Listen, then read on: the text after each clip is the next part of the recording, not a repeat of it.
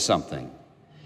But He's not going to speak to the air. He's going to speak to our heart. And when we don't want to listen and we don't want to give Him our attention, then God isn't going to force His way most of the time. Once in a while He will. Most of the time He won't.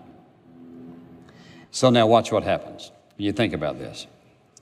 He acted, first of all, on the basis of a divine command, not his impulse. The second thing is this. He proceeded on God's timing and not his own. This was God's timing. God had it all worked out. Now, once in a while, you hear some theologian or some liberal say, well, you know, the Red Sea experience, that was not a miracle of God. It just so happened that when they got down there, this wind began to blow, and all these things happened, and therefore, that's how they marched across. Well, you know what? When I think about poor soul. It doesn't make any difference whether the wind blew or God put a literal hand down there and held the water back. Isn't it strange that it happened perfectly on time? Perfectly on time. It was a miracle of God. So what was going on? Listen, this time He was doing it on God's time, not His own time. So here's what I want you to see now as we go through these. When we do it God's way, what happens? We're going to act on command, not by impulse. We're going to wait for God's timing and not do it on our timing. What does He say? Wait upon the Lord, be of good strength. He says, be of good courage. He wait upon the Lord. Why? Because it takes a whole lot of courage oftentimes to sit and wait for God's timing. It takes a lot of strength sometimes to do nothing until God says it's time to operate. The third thing is this. God will provide everything we need when we're doing it His way. He'll provide everything you and I need when we're doing it His way. What did He need? He needed somebody who could talk better than He could. And so what did God do? He said, I'll send your brother with you.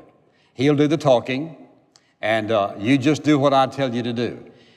God, listen, it would be absolutely incompatible with the nature of God, the attributes of God, to ask you and me to do something that He did not provide everything we needed to get it done. And so as we've said over and over again, that is, God takes full responsibility for the life fully committed to Him. God is responsible for the consequences of our obedience. And therefore, if we say, all right, I'm going to do what you say, God assumes responsibility in that moment to provide every single thing we need to get the job done.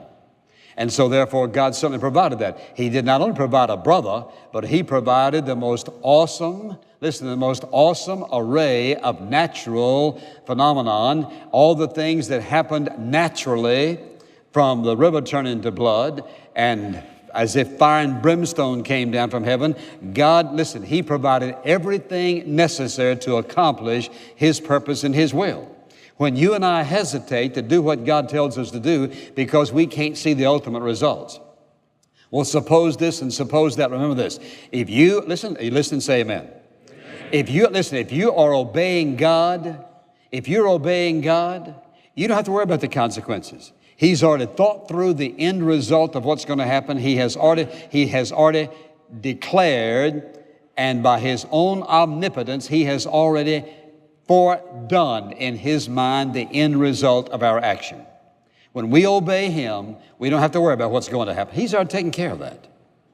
And so what we see here, when He does it God's way, waiting upon the Lord, trusting in His clear direction, and waiting for God and believing in God that He is going to be able to provide everything He needs, He doesn't have to worry about that. You see, what we do is we think, well, Lord, suppose this.